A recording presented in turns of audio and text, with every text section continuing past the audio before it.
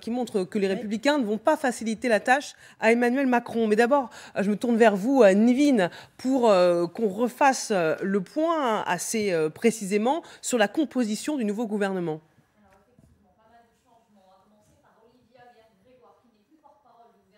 Désormais chargé du commerce, des PME, de l'artisanat et du tourisme. C'est Olivier Véran qui devient le nouveau porte-parole du gouvernement. Il sera également chargé du renouveau démocratique. Pour succéder à Olivier Véran au ministère des Relations avec le Parlement, Franck Riester. Plusieurs changements post-législatifs. Brigitte Bourguignon avait été battue. C'est François Braun qui récupère le ministère de la Santé. C'est un médecin urgentiste chargé par Emmanuel Macron de réaliser une enquête flash sur l'état des urgences. Amélie de Montchalin n'est plus ministre de la Transition écologique. C'est Christophe Béchu, un très proche d'Édouard Philippe, qui récupère ce ministère. Autre changement, Caroline Cayeux récupère le ministère délégué aux collectivités territoriales qui était jusqu'à présent dans le portefeuille de Christophe Béchu. Clément Beaune devient un ministre délégué au transport et Laurence Beaune récupère le poste qu'occupait jusqu'à présent Clément Beaune. Elle devient la nouvelle ministre déléguée aux affaires européennes. Merci beaucoup, Nivine Potros, pour la composition de ce nouveau gouvernement. Pour revenir sur ce que dit Daniel Fasquelle, la tâche ne va pas être facile pour Emmanuel Macron. Les Républicains vont lui donner du fil à retordre. On a bien compris la position du groupe parlementaire des Républicains. C'est non, et c'est un groupe qui est dans l'opposition. Ça ne veut pas dire s'il y a une motion de censure demain qu'ils voteront cette motion de censure. Ils feront plutôt le contraire. Ils mettent sur la table leur propre proposition pour améliorer le pouvoir d'achat des Français. Je disais tout à l'heure, il n'y a pas d'aggravation du contentieux avec les Républicains parce qu'on sent bien que la volonté politique du gouvernement et du président de la République d'ouvrir de tenter d'entrebâiller des petites portes dans lesquelles certains pourraient éventuellement s'engouffrer demain, mais il n'y a pas de débauchage effectivement spectaculaire pour les fâcher. Donc Daniel Fasquelle dit il n'y a pas d'accord, non, parce que les Républicains n'en veulent pas. Donc la main tendue n'a pas été saisie. En même temps, il n'y a pas de déclaration de guerre, encore une fois. On parlait d'entrée, évidemment, qui aurait fâché les Républicains. Il n'y en a pas. Mais pour l'instant, c'est statu quo. Il n'y a pas d'aggravation de la situation, mais dégeler les relations avec les Républicains, ça ne sera pas facile parce que pour l'instant, il est clairement le groupe parlementaire dans l'opposition et il entend le rester pour les semaines qui viennent. Oui, je voulais juste faire une toute petite observation sur ce qui a été dit tout à l'heure par Julien Arnaud sur la promotion de nombreux parlementaires. Ce n'est pas du tout le fruit du hasard. Ces nombreux parlementaires qui ont été au Parlement hier et qui connaissent leurs confrères et consoeurs des groupes d'opposition, ils vont certainement œuvrer en sous-main, passer des coups de fil, se rappeler au bon souvenir de l'un ou de l'autre, quand besoin se fera sentir, de trouver des majorités pour défendre des textes. Ils vont avoir un rôle officiel, mais un rôle officieux très important. Je retourne vers Nivine parce que je vous ai un peu coupé. J'oubliais que ce gouvernement, il y a 41 ministres, donc je pensais que c'était terminé, mais pas du tout. Racontez-nous la suite, Nivine. Alors effectivement, on va vous présenter quand même les nouveaux visages, les entrants de ce gouvernement. D'abord, il y a Olivier Klein qui devient ministre délégué au logement. Un autre visage avec lequel vous allez vous familiariser, Jean-Noël Barrot, qui devient chargé de la transition numérique, mais également des télécommunications. Et puis, il y a également des revenants, à commencer par Marlène Schiappa qui fait son grand retour au sein du gouvernement. Elle sera chargée de l'économie sociale, solidaire et de la vie associative. Sarah El Haïry également redevient secrétaire d'État chargée de la jeunesse et de l'engagement, tout comme Geneviève Darrieussecq qui elle aussi revient au sein du gouvernement puisqu'elle est ministre déléguée en charge de l'autonomie. Autre changement cette fois pour Gérald Darmanin qui évidemment reste ministre de l'Intérieur mais qui sera également ministre des Outre-mer. À ses côtés, pour suivre ce dossier des Outre-mer, Jean-François Carenco.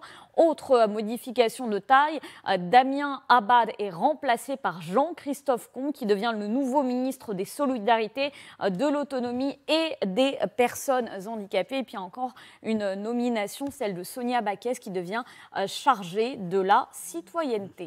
Merci Nivine, voilà, c'est plus complet ainsi. Merci pour cette composition du nouveau gouvernement. Marlène Schiappa, le retour, saison 2, vous l'aviez vu venir? Non, mais on a tort de ne pas penser que Marlène Schiappa est toujours à proximité et pouvait faire son retour au gouvernement. On pensait qu'elle prenait un petit peu de recul. Bon, il y a d'autres retours. On a parlé de Sarah El Haïry, de Madame Darrieussecq. Bon, c'est vrai que tout ça ne donne pas une image d'une très grande transformation. 41 en plus membres du gouvernement, c'est toujours la même histoire. On dit qu'il faut un gouvernement resserré, compact, des équipes efficaces, concentrées sur des grands domaines. Bon, et puis on s'aperçoit qu'on a toujours 41 membres du gouvernement. J'ajoute juste une petite chose pour Jean-François Carenco, parce que c'est très important. Ancien proche de Borloo. Voilà, il était directeur de cabinet de Jean-Louis Borloo. Il a été préfet, notamment ces dernières années, préfet d'Île-de-France. Et ce qui est intéressant sur les Outre-mer, c'est qu'il a commencé sa carrière comme sous-préfet en Nouvelle-Calédonie. C'était il y a très très longtemps. Et depuis, il a fait une très belle carrière de haut fonctionnaire, préfet aussi de la région Île-de-France, donc ces dernières années, 2015-2017. En ce moment, il était plutôt en charge de l'énergie, de la régulation des énergies. C'est quelqu'un d'assez direct, mais qui connaît le contact humain et qui aime bien la proximité. Donc, ce n'est pas une personnalité politique, c'est un haut fonctionnaire qui sera précieux. Et d'ailleurs, il y a aussi une secrétaire d'État qui vient de Nouvelle-Calédonie. Je pense que c'est la première fois. C'est un signe envoyé à ce territoire d'outre-mer, un référendum sur l'indépendance, souviens, une consultation, 2 consultations, et un territoire qui est stratégique dans la politique que veut mettre en place le président de la République dans la zone Indo-Pacifique. Ça paraît loin, c'est loin, mais c'est quand même essentiel. Partons à présent au ministère des Relations avec le Parlement, qui sera un ministère clé à l'aube de ce second quinquennat. Retrouver Hélène Bonnet. Hélène, Franck Riester a un sacré défi à relever dans les prochains jours, les prochaines semaines, les prochains mois.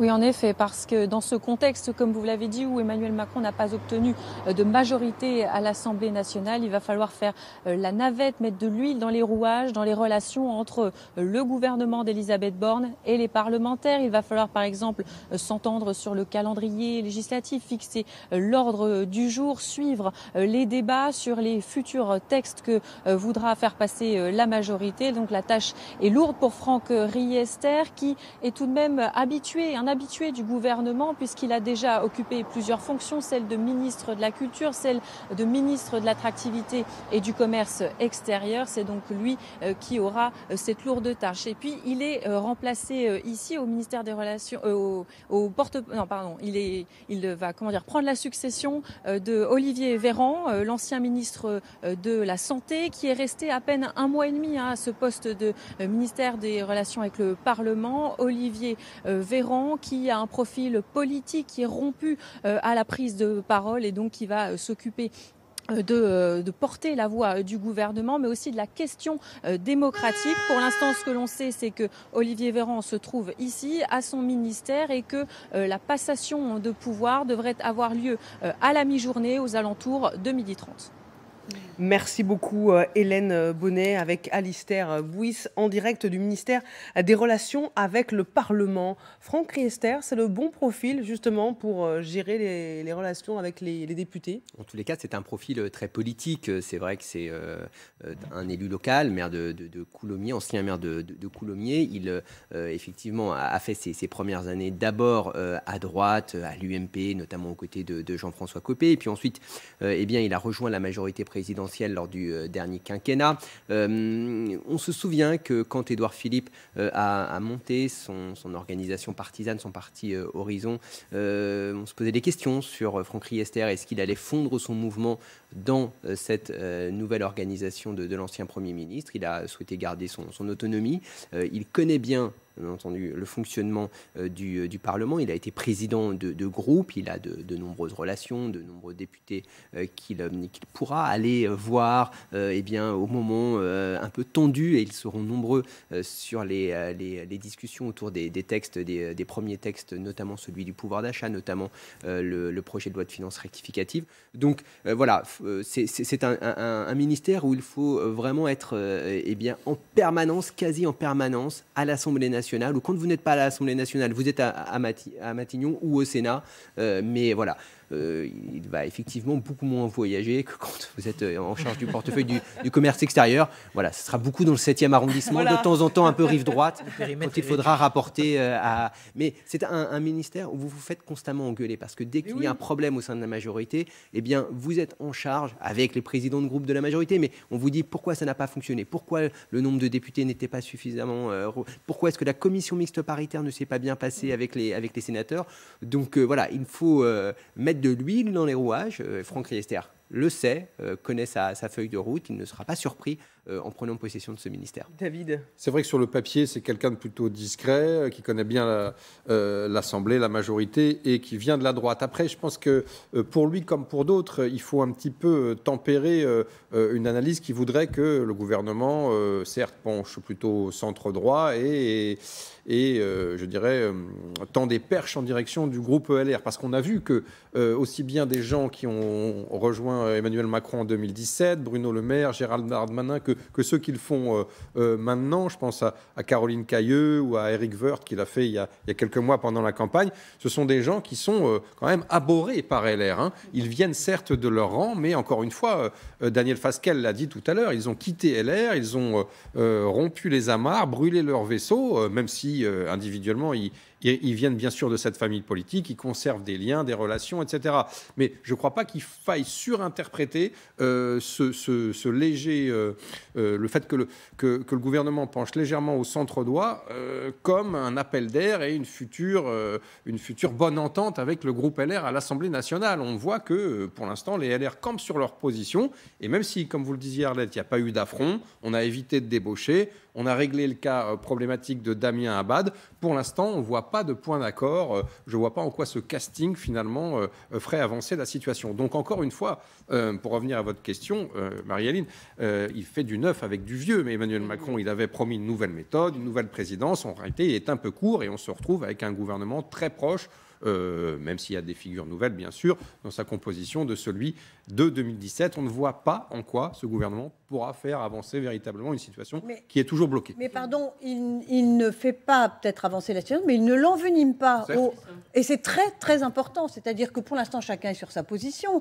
LR dit bien, bon, mais nous, on est dans l'opposition. Mais qu'est-ce qu'ils vont faire quand il y aura des textes de loi qui se rapprocheront de ce qu'eux-mêmes auraient pu vouloir faire? Est-ce que réellement ils resteront dans l'opposition, ou est-ce que petit à petit, il y aura des rapprochements sur un texte ou sur un autre? Moi, je pense qu'aujourd'hui, on est plutôt dans des positions de principe. Voilà. Il n'y a pas d'affront, il n'y a pas de débauchage, il n'y a pas de provocation vis-à-vis de LR. Pas de casus belli, effectivement, vous avez raison. C'est à l'usage, c'est à l'épreuve du feu qu'on verra texte par texte si effectivement je mets les LR peuvent se je mets ma positionner. main au feu que ici ou là, LR se montrera plus conciliant. Et il y a différentes façons de se montrer conciliant. On peut voter les textes, on peut s'abstenir, on peut trouver des arrangements avec Emmanuel Macron et ses projets. Moi, il me semble malgré tout que LR n'a nulle envie de bloquer le système, LR n'a nulle envie de se montrer trop intransigeant, et si ça va dans son sens, elle sera bien obligée, j'allais dire, de suivre les projets ou quelques projets d'Emmanuel Macron. Oui, mais LR est un petit peu coincé par la position, et ça s'explique ses dirigeants prise pendant la campagne, c'est-à-dire qu'ils ont fait une campagne d'opposants à Emmanuel Macron, et donc sont obligés aujourd'hui de jouer au moins un certain temps, à court terme ou à moyen terme, le rôle d'opposant qu'ils ont promis finalement. Mais vous savez comme moi que les Français disent, nous on est très contents de cette situation, mais maintenant il faut aller de l'avant, il faut travailler, il faut que les textes aboutissent. Il n'y aura pas de surplace, enfin les Français n'accepteront pas le surplace ou même l'immobilité, donc il faudra bien que certains y aillent. Nous sommes en direct avec Erwan Balanant, député Ensemble du Finistère. Merci beaucoup d'être avec nous en direct sur LCI après l'annonce officielle de ce nouveau gouvernement. Est-il à la hauteur de l'enjeu ? Alors déjà, c'est député démocrate. Hein. Je suis dans le groupe démocrate et c'est important de Vous faites bien de le préciser. Oui, non, tout à fait. Surtout quand on parle d'équilibre. Super. Est-ce qu'il est à la hauteur des enjeux ?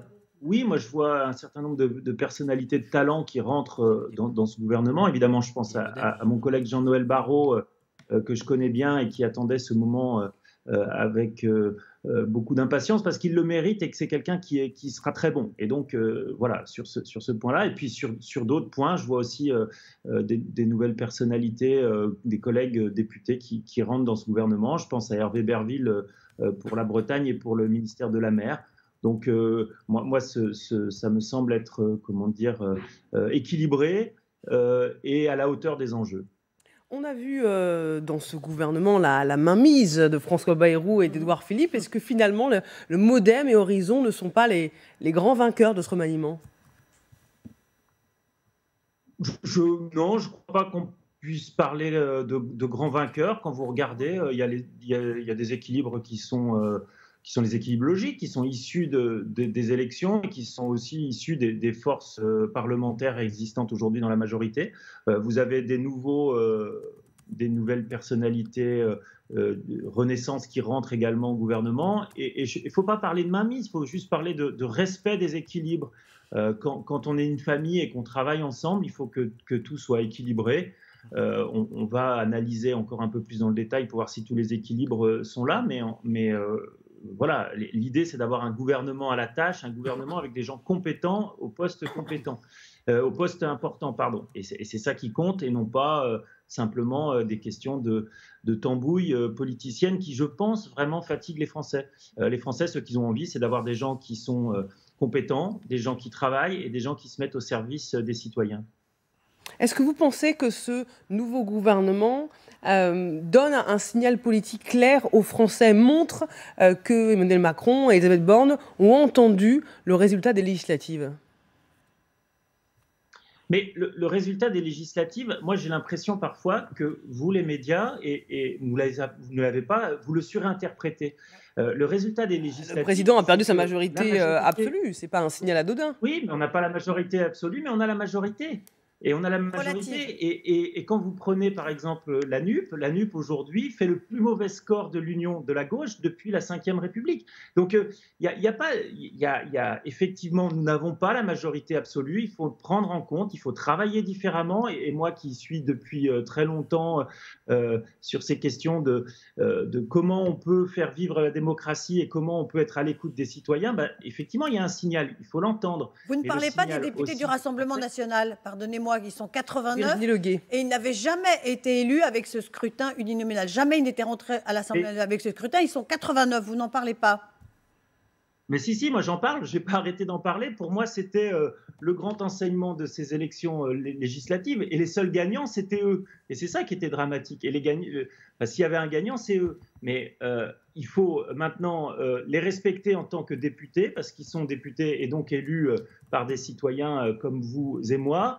Mais par contre, les combattre sur le front des idées. Et on va pouvoir les combattre sur le front des idées parce que 89, ils vont donc avoir un groupe, effectivement un groupe puissant, un groupe trop puissant à mon goût, mais c'est la réalité électorale, on est obligé de l'admettre. Et maintenant, les combattre sur les idées, ça sera démonter leurs propositions, montrer aux Français qu'elles peuvent être néfastes et qu'elles sont parfois même en deçà de nos standards républicains et démocratiques. Donc voilà, c'est un fait, ils sont là et on va, sur chaque texte, montrer aux Français que nos solutions sont meilleures que les amendements qu'ils proposeront, si tant est qu'ils en proposent, parce que jusqu'à maintenant, ça n'a pas toujours été une grande force de proposition dans le mandat précédent. Il n'avait pas de groupe. Il n'avait pas de groupe, mais vous pouvez parfaitement déposer des amendements et vous avez parfaitement des députés qui n'étaient pas RN et qui ont fait un grand travail sans avoir de groupe. Donc ça, c'était pas une excuse. Donc on va voir, attendons. Là aujourd'hui, ils sont dans une sorte de volonté je vois pas le terme exact respectabilité. Voilà, respectabilité. Mais dès que le premier qui a pris la parole de leur camp a déjà fait une gaffe, donc on va voir. Enfin, moi, franchement, je suis en attente et je crois que la majorité, on nous a fait des faux procès. Je crois que la majorité, dans son ensemble, n'a qu'une idée, c'est de combattre les idées d'extrême droite. Et je crois que si on l'a démontré dans nos parcours, nous sommes souvent des gens qui nous sommes engagés en politique contre l'extrême droite. En tout cas, pour moi, c'est le cas. Message reçu. Merci Erwan Balanant d'avoir réagi en direct sur LCI. On va partir au ministère de la Santé, retrouver Alison Tassin. Vous êtes devant l'un des ministères clés où il y aura plusieurs remaniements dans les heures qui viennent. Oui, plusieurs passations de pouvoir prévues ici. Alors tout d'abord, celle de Brigitte Bourguignon. Vous le savez, la ministre de la Santé a été battue aux dernières élections législatives et elle est donc remplacée par François Braun. C'est un urgentiste qui avait notamment été chargé d'une mission flash directement par le président de la République. Une mission dont il avait rendu le rapport la semaine dernière à Elisabeth Borne et donc elle avait retenu ses 41 propositions. Autre changement, et il était attendu, c'est celui de Damien Abad qui était chargé des solidarités. Vous le savez, l'ex-ministre est visé par une enquête du parquet de Paris pour tentative de viol. Depuis la semaine dernière, on sentait très clairement que sa place était en jeu et en danger. Ce qu'on nous dit dans l'entourage du président de la République, eh bien, c'est que chaque ministre sortant a été contacté et Damien Abad a donc eu un échange direct avec Emmanuel Macron pour sa sortie du gouvernement. Il est remplacé par le patron de la Croix-Rouge, Jean-Christophe Combe. Et puis aussi, c'est à noter, ce n'est pas anodin, un retour, celui de Geneviève Darrieussecq. Elle faisait partie du gouvernement d'Emmanuel Macron lors de son précédent quinquennat. Elle est chargée cette fois des personnes handicapées. Donc 3 nouveaux ministres, 3 visages ici cet après-midi parce que les passations de pouvoir sont prévues aux alentours de 12h30, 13h. Tout ça est encore un peu flou, même si depuis ce matin, on a vu ici les services de sécurité s'agiter assez tôt, mettre en place des poteaux et faire en sorte qu'il n'y ait personne qui rentre dans ce ministère avant donc ces passations prévues aux alentours de la mi-journée. Merci Alison Tassin avec Charlotte Lefetté en direct du ministère de la Santé et des Solidarités. Julien, quand on regarde ce nouveau gouvernement, 41 ministres, secrétaires d'État, est-ce que cette composition respecte les paramètres qui avaient été évoqués, la parité, les équilibres politiques au sein de la majorité? Alors c'est vrai qu'on a vu sur les équilibres politiques, il y a des modems qui sont venus, ils sont 4 aujourd'hui au moins dans ce gouvernement, des personnalités d'horizon, c'est-à-dire Édouard Philippe, venu aussi. Vous avez des gens au cœur de la République en marche, devenus Renaissance, qui sont présents, etc. Donc au niveau politique, oui, mais c'est vrai qu'on le répétera, du point de vue du LR, des Républicains, vous n'avez aucune prise. Où est Catherine Vautrin, où est Jean Rotner, qu'on annonçait depuis des jours, des potentiels entrants, ils ne sont pas là, ils ne sont pas présents dans ce gouvernement. 41 membres, c'était 27 dans le gouvernement Borne 1. La parité, effectivement, nous sommes à 20 femmes et 21 hommes. En revanche, quand on regarde dans le détail, je me suis amusé à faire ça, sur la hiérarchie, là on est plutôt dans l'inégalité, car vous avez 5 femmes sur 16 qui sont ministres de plein exercice, vous avez 6 femmes sur 15 qui sont ministres déléguées, et 9 femmes sur 10 qui sont secrétaires d'État. Donc on voit qu'il y en a beaucoup dans les secrétaires d'État au niveau des femmes. Donc de ce point de vue-là, je pense qu'il y a peut-être... ça sera observé, ça sera noté. Juste pour vous signaler aussi, selon les informations que me confie Bastien Auger, selon l'entourage du président de la République, à l'issue de ce remaniement, eh bien, le choix, nous dit-on, a été fait. C'est des ministres légitimes dans leur secteur qui pourront aller chercher des majorités texte par texte. Voilà ce que dit un proche du président de la République à Bastien Auger. Et puis petite information aussi du service politique TF1 LCI, le président de la République a eu à décrocher lui-même son téléphone pour prévenir tous les sortants, y compris, il y a eu une discussion avec Damien Abad et pour le prévenir qu'il ne ferait plus partie de ce gouvernement. Donc ils ont été bien traités par le chef de l'État lui-même. 11h32, nous sommes en direct sur LCI. Soyez les bienvenus si vous nous rejoignez. L'édition spéciale se poursuit alors qu'on connaît désormais la composition du nouveau gouvernement. 41 membres, ministres délégués et secrétaires d'État. Nos équipes sont sur le terrain, à l'Élysée, à Matignon, dans les ministères qui verront un voire plusieurs changements de ministres. Nous allons suivre évidemment toute la journée les passations de pouvoir en direct sur LCI et puis évidemment en plateau nos grandes signatures, Virginie Leguet, Damien Fleureau, Julien Arnaud, David Revaud-Dallon et Arlette Chabot pour nous expliquer ce qui se joue en ce moment. Et on va partir à l'Élysée retrouver Bastien Auger. Bastien, c'est fait. On connaît la composition du nouveau gouvernement. Que va-t-il se passer maintenant ? Alors maintenant déjà, il y aura le premier conseil des ministres de ce nouveau gouvernement d'Elisabeth Borne qui se tiendra cet après-midi à 16h. Puis demain, Emmanuel Macron va réunir autour de lui un certain nombre de ministres qui sont concernés par la question du pouvoir d'achat afin de préparer le texte sur le pouvoir d'achat qui sera présenté jeudi en Conseil des ministres. Vous le voyez, cette volonté donc d'Emmanuel Macron, de ses équipes, eh bien, de montrer, de prouver que ce gouvernement est à l'œuvre et qu'il n'a pas l'intention de tarder avant d'agir, notamment sur cette question du pouvoir d'achat. L'entourage d'Emmanuel Macron qui fait aussi le service après-vente de ce casting gouvernemental en nous expliquant que le choix qui a été fait, c'est celui de ministres légitimes dans leur secteur qui pourront aller chercher des majorités texte par texte. Une manière de nous dire donc que puisque Emmanuel Macron a essuyé un refus des oppositions pour un gouvernement de coalition, il misait sur la compétence, sur la légitimité des ministres pour essayer d'aller chercher ces majorités texte par texte. Alors ça, c'est la justification officielle qui nous est faite de ce casting. Et puis il y a aussi ce qui se dit dans les coulisses, dans les ministères, sur certains choix. Par exemple, on nous explique que si Olivier Véran ne reste pas en relation avec le Parlement, c'est parce qu'il avait des relations parfois compliquées avec les oppositions dans le cas de la crise Covid, et donc qu'Emmanuel Macron voulait envoyer un geste d'apaisement en nommant une personnalité moins clivante à ce poste. On nous explique aussi qu'Olivia Grégoire n'était peut-être pas, dans ce contexte très compliqué, la ministre la mieux rodée encore à la prise de parole publique pour pouvoir faire le compte-rendu du Conseil des ministres tous les mercredis. C'est donc quelqu'un qui est plus habitué à prendre la parole, Olivier Véran, qui a été nommé à ce poste. Emmanuel Macron a donc maintenant son casting gouvernemental, chargé à lui maintenant de mettre la machine en œuvre et donc d'essayer d'aller chercher des majorités. Pour l'instant, rien n'est acquis. Rien n'est acquis, on l'aura bien compris. Merci Bastien Auger avec Guillaume Vicente en direct de l'Élysée. Nouveau gouvernement pour un nouveau départ ? Moi, j'aurais surtout dit un nouveau président de la République. Je note, malgré tout, qu'il s'est montré extrêmement attentif à son équilibre interne, extrêmement attentif à ne pas provoquer les oppositions, extrêmement attentif à remercier ceux qui partaient.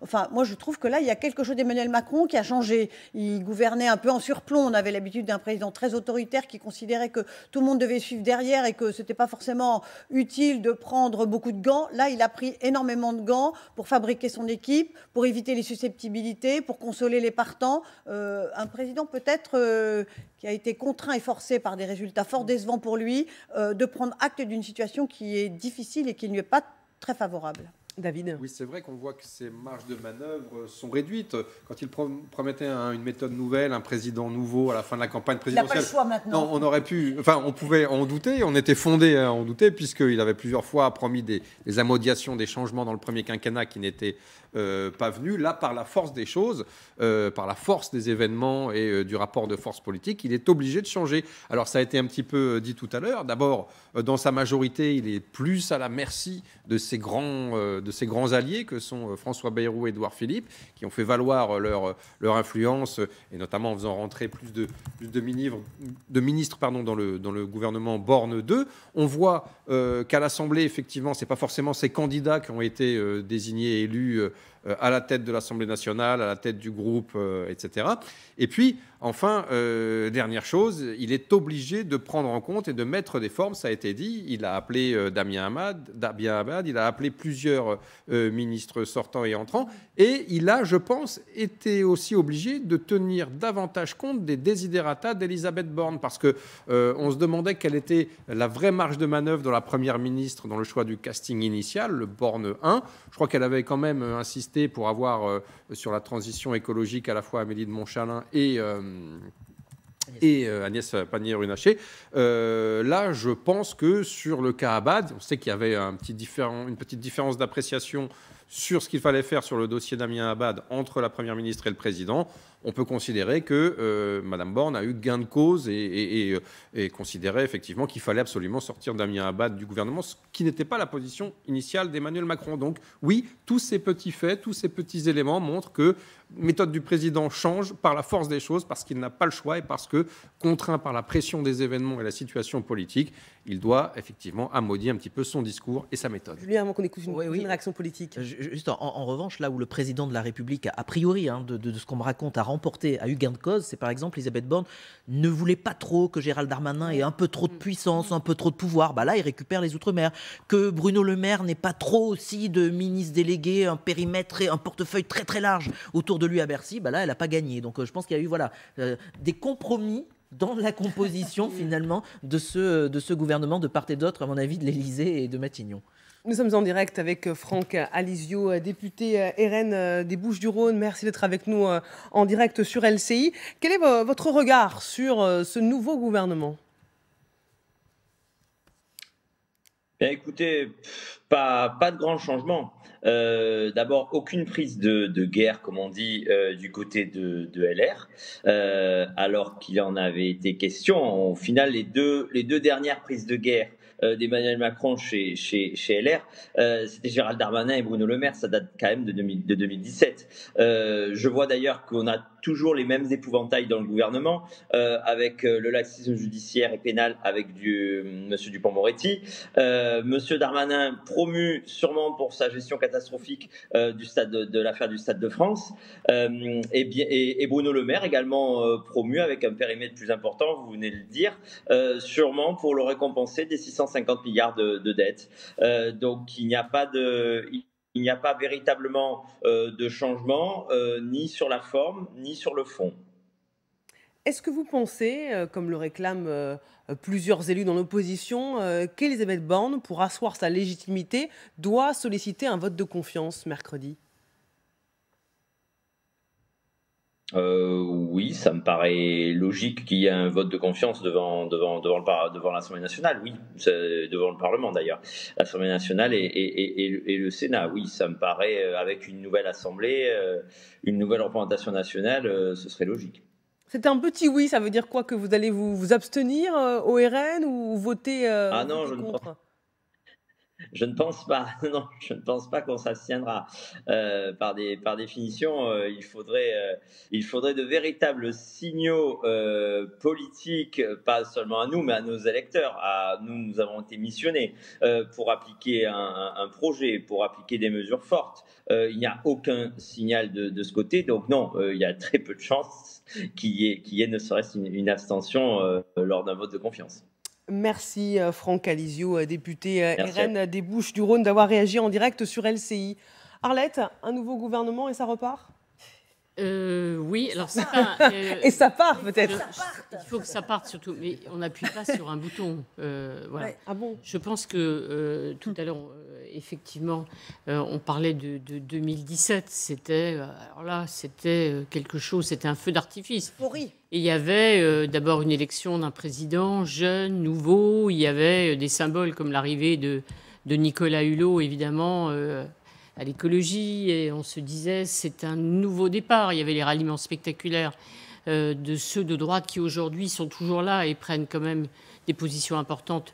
Bruno Le Maire, évidemment, ou Gérald Darmanin. On voit là aussi qu'Édouard Philippe, finalement, est très bien servi parce que l'homme important aussi du gouvernement, ça va être M. Béchu, qui a quand même un grand ministère, même si la transition écologique passe du 5e au 10e rang dans l'ordre des ministères. Donc il y a l'ambition écologique baisse de 5 points. Mais néanmoins, c'est très important. Mais là, on se dit, je ne pense pas qu'il y ait un Français qui, à l'heure du déjeuner, dise « Oh là là, tu as vu bon, franchement, il n'y a rien à dire. C'est aussi un gouvernement d'un deuxième quinquennat, d'un président qui a été réélu, on sait dans quelles conditions, face effectivement à Marine Le Pen, qui n'a pas obtenu la majorité absolue, ce n'est pas un détail, lors des élections législatives, qui a vu 3 ministres battus, qui assistait à une contestation aussi à l'intérieur de sa majorité, critique de François Bayrou à l'égard d'Elisabeth Borne et du choix d'Elisabeth Borne, mise en garde, des candidats du président de la République pour les postes importants à l'Assemblée nationale qui n'ont pas été choisis par son groupe, Renaissance. Et si vous retrouvez aujourd'hui au ministère de l'Industrie, comment ça s'appelle, j'ai un petit doute sur... voilà, Roland Lescure, ça y est. Roland Lescure, oui. Roland Lescure, voilà. Il pouvait être président du groupe parlementaire Renaissance et même éventuellement pour la présidence de l'Assemblée, c'était le candidat de l'Élysée. Il n'a pas été choisi. Là, il revient au gouvernement. Donc, encore une fois, c'est un deuxième quinquennat, un président qui est beaucoup moins puissant, une force d'attraction réduite aussi. Pourquoi ? Parce que certains se disent que de toute façon, la situation politique n'est absolument pas garantie. Et si dans 1 an, 6 mois, 1 an ou 1 an et demi, il y a une dissolution, encore une fois, il vaut mieux conserver son poste sa vie, son poste de député, sa vie quand on est dans la société civile, son boulot, et attendre la suite. David. Oui, c'est vrai, tout ceci est très juste. Ça n'augure pas d'un futur politique à court terme très, très heureux pour l'exécutif. Je voudrais juste faire un petit retour en arrière. On parle beaucoup de 1988, la majorité relative est de Michel Rocard. À l'époque, effectivement, c'est une mauvaise surprise. C'était la première fois, ou la deuxième, parce qu'il y avait déjà eu le cas, me semble-t-il, dans les années 60, mais qu'un Premier ministre était directement autour d'une majorité relative. Et qu'est-ce qu'il avait fait Michel Rocard. Non, il avait fait le 49-3, mais d'abord, avant ça, François Mitterrand et Michel Rocard, ils avaient fait un gouvernement d'ouverture pour tenter d'élargir cette majorité un peu courte en faisant rentrer effectivement des centristes, Stoléru, des gens du centre droit, etc. Le problème avec Emmanuel Macron, c'est que cette carte-là, il l'a déjà jouée depuis 5 ans. Et qu'on voit, et que ce qui est flagrant quand on regarde ce casting, c'est que ça ne marche plus et que, voilà, on est toujours obligé de pêcher dans la même zone de chalandise, de faire appel au même type de ressources humaines. Et c'est extrêmement compliqué de s'élargir davantage. Comme si finalement Emmanuel Macron avait déjà joué la carte ou fait le coup de l'ouverture en 2017 et qu'aujourd'hui, il tournait un petit peu en rond. La seule chose qui change, c'est qu'il ouvre à l'intérieur. Et là, je suis, moi, assez frappée de voir la place qu'il fait à Édouard Philippe. Je rappelle que quand Édouard Philippe a quitté Matignon, les relations entre Emmanuel Macron et Édouard Philippe sont restées tendues pendant de très longs mois. Et les tractations au moment de la préparation législative pour les circonscriptions ont été également très tendues. Édouard Philippe a eu l'impression d'avoir été assez mal servi, d'avoir des circonscriptions difficiles. Et Emmanuel Macron pensait à l'époque qu'Édouard Philippe n'aurait pas un groupe. Édouard Philippe a un groupe, il a des députés en nombre relativement important. Et là, Emmanuel Macron, il fait attention, il ne peut plus s'offrir le luxe de le mépriser et de le sous-traiter. Il le traite. Mais ça, c'est tout à fait nouveau. Et ça dit aussi quelque chose du sentiment de faiblesse qu'il peut ressentir parfois, d'abord face à sa majorité relative, avec sa majorité relative face à des oppositions qui vont être très difficiles à manier, mais face effectivement à ces deux grandes figures de sa majorité que sont François Bayrou et Édouard Philippe. Et avec ce phénomène que François Bayrou et Édouard Philippe, finalement ennemis quasiment pendant le début, finalement, alors sans parler peut-être d'alliance, mais de convergence de vues, en tout cas, de partenaires, et effectivement, ces derniers temps, c'est assez aussi... Ils ont même fait un meeting en commun, ce qui était inenvisageable il y a quelques semaines avant. Partons au ministère du porte-parole, retrouver Émilie Broussoulou. Émilie, c'est là qu'aura lieu la première passation de pouvoir de la journée. Effectivement, enfin absolument. On n'attendait pas spécialement de changement à ce poste et finalement, vous avez raison, cet officiel Olivier Véran va devenir le porte-parole du gouvernement. Il succède donc à Olivia Grégoire qui, elle, rejoindra Bercy. Alors, il sera pas seulement le porte-parole du gouvernement, il sera aussi en charge du renouveau démocratique. Alors ici, beaucoup se demandent sur ce que cela signifie réellement. On aura peut-être l'occasion de lui poser la question tout à l'heure puisque la passation de pouvoir aura lieu à midi ici, donc au porte-parole, évidemment en présence d'Olivia Grégoire et Olivier Véran. On sera autorisé à entrer dans la cour, donc on pourra vous faire vivre en direct ces événements sur LCI. Et sachez que ça s'agite de plus en plus ici. Il y a tout un convoi avec 5 voitures et des motos qui sont arrivées il y a seulement quelques minutes. Et en même temps, on comprend toute cette agitation puisque la passation de pouvoir aura lieu dans quelques minutes. Et nous la suivrons évidemment en direct sur LCI. Émilie Broussoulou, merci, avec Julien Colombel. Damien Fleureau, Olivier Véran, porte-parole, nouveau porte-parole du gouvernement, c'est le bon profil pour pouvoir communiquer, vendre, si je puis dire, les prochains projets de loi?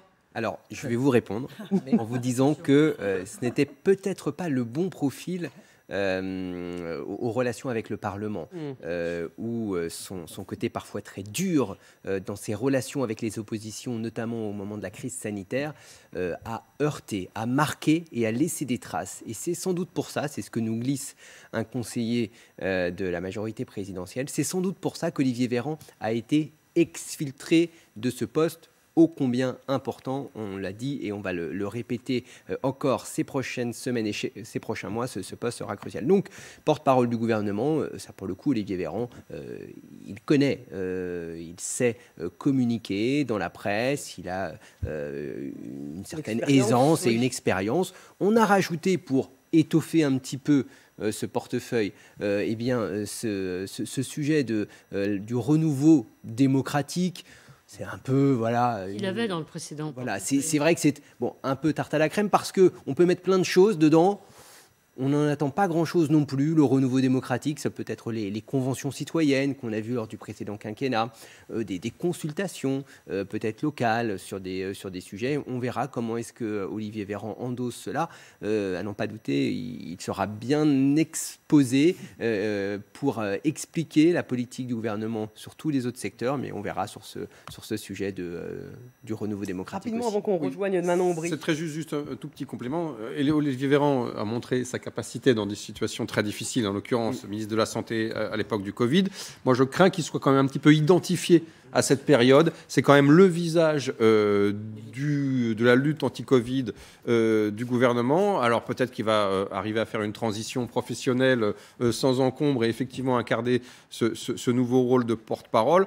Moi, j'ai un petit peu peur que les oppositions, et même que du point de vue de l'opinion publique, ils soient quand même très marqués par cette séquence sanitaire, ce qui renvoie finalement à la critique précédente.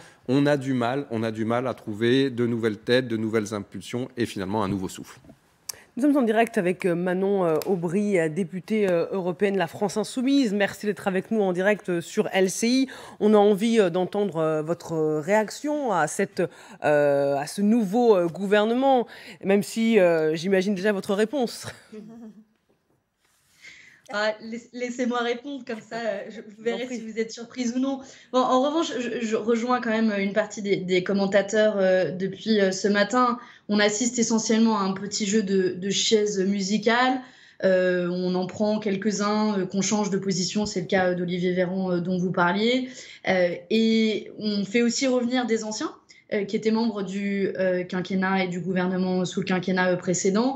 Et c'est vrai que pour un groupe qui s'appelle Renaissance, ça donne le sentiment plutôt d'avoir des comebacks, des gens qui reviennent, et d'une Macronie qui est un peu repliée sur elle-même. Je noterai quand même une bonne nouvelle, il ne faut pas s'en priver, c'est le départ de Damien Abad, grâce notamment à la pression des mouvements féministes qu'il faut saluer. Le ministre qui était accusé de viol par un certain nombre de victimes, avec des témoignages assez glaçants ce matin encore.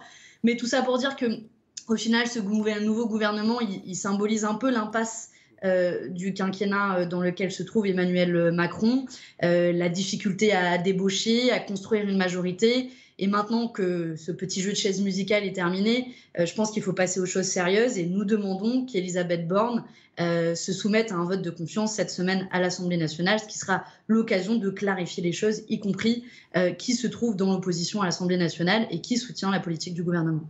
D'accord qu'elle n'y est pas obligée. Virginie Leguet. Non, elle n'est pas... Je ne sais pas si la question était adressée à moi, mais oui. Elle n'y est pas obligée juridiquement parlant. En revanche, c'est la pratique républicaine.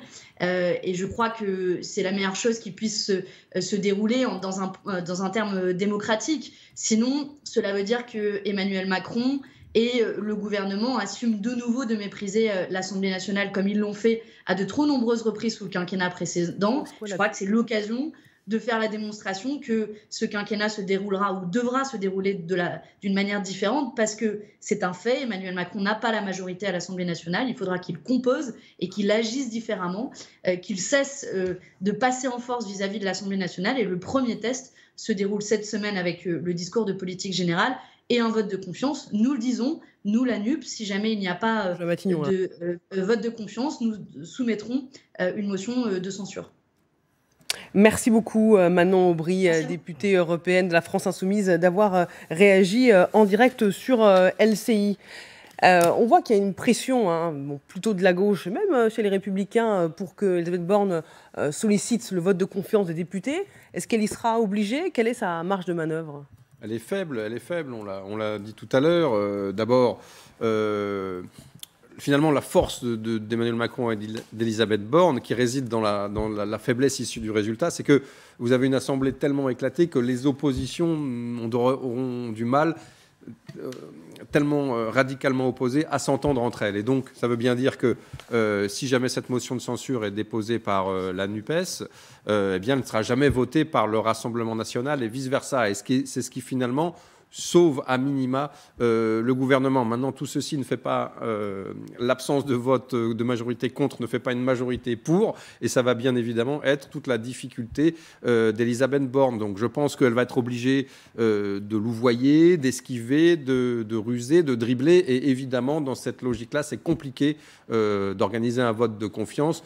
Donc vous êtes quasiment certain que ça va mal tourner pour vous d'une manière ou d'une autre. Et puis en plus, c'est une énorme prise de risque, parce que vous imaginez que si jamais tel ou tel groupe ou telle fraction vous donne un accord, eh bien, pour voter pour ou pour s'abstenir, ben, ça ne sera pas forcément suivi dans l'intégralité des députés. Je pense par exemple au groupe LR qui laisse pour l'instant la liberté de vote à ses députés. Et donc, c'est quand même une prise de risque énorme. Je ne vois pas Mme Borne prendre ce risque-là. Peut-être vais-je être démenti par les faits dès demain, mais je prends le risque de parier qu'elle ne jouera pas ce petit jeu.